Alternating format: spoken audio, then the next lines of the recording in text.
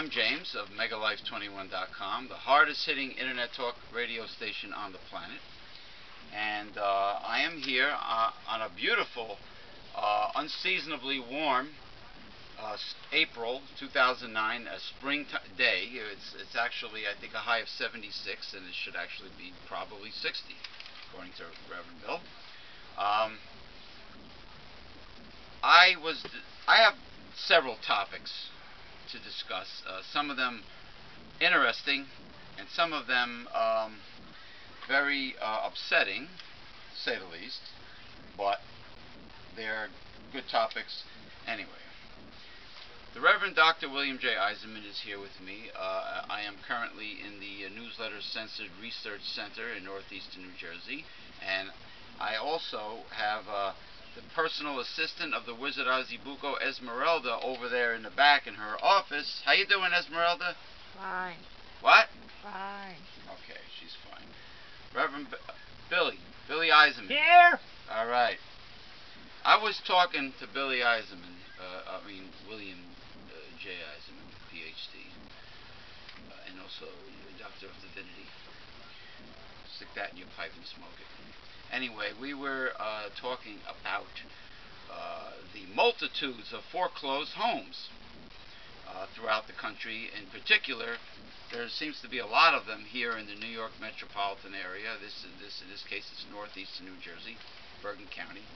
I'm sure there are many other areas with lots of foreclosed homes where sometimes people just have to pay the back taxes on it. But what we were saying was, it sounds nice. Okay, low-income people, the poor, getting a home at a dirt cheap price.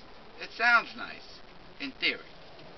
But when this poor person, poor family, low-income family, gets the foreclosed home, okay, and the taxes in this area, being that they're so high, gosh, some of these towns are charging as much as like $5,000, $7,000 or more.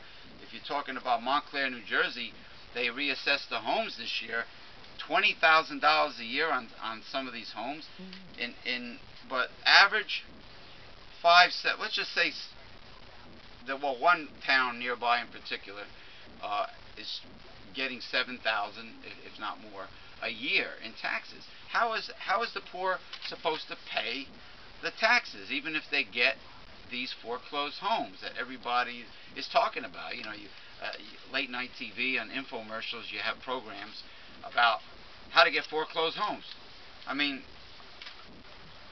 Bill, isn't that I mean, that's something they don't tell you about the low income people, you know, getting the big bargain, and then they probably can't even pay the taxes. And how about the people that are on Social Security as their sole income, who, when they get old enough and out of a job, they have to sell their house because they can't pay taxes. Because they're on a fixed income. They're on a fixed income.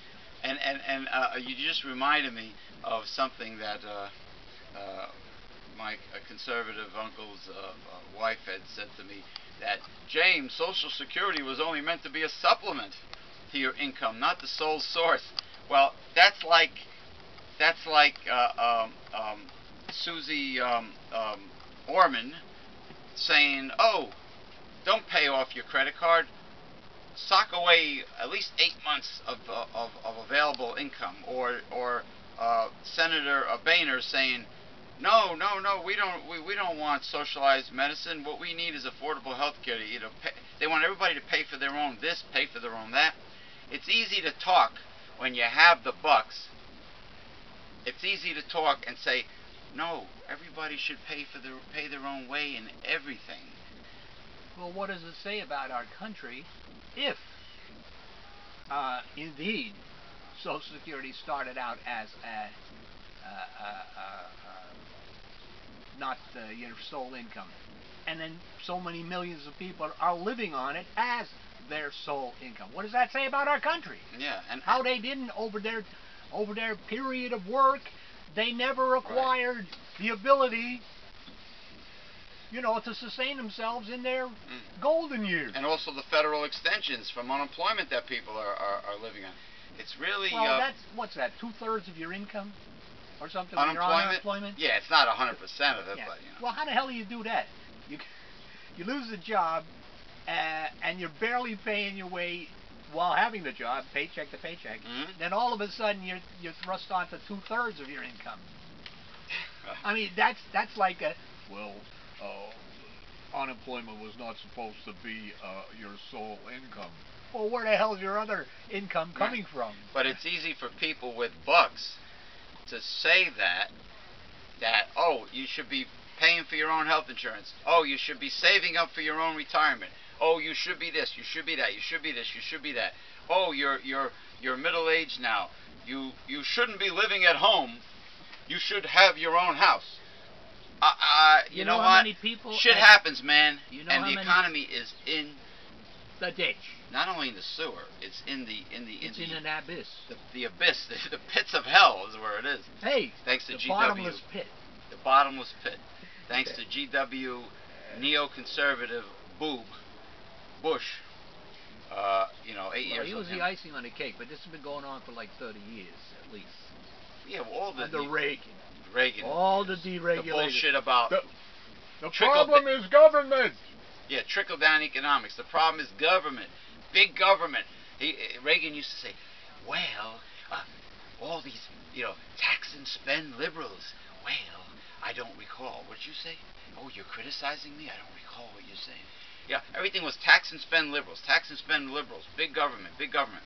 But privatization is a complete fiasco. It never worked. It didn't work with the Division of Motor Vehicles here in New Jersey. It just doesn't work. Trickle-down economics is a lie. It's a myth.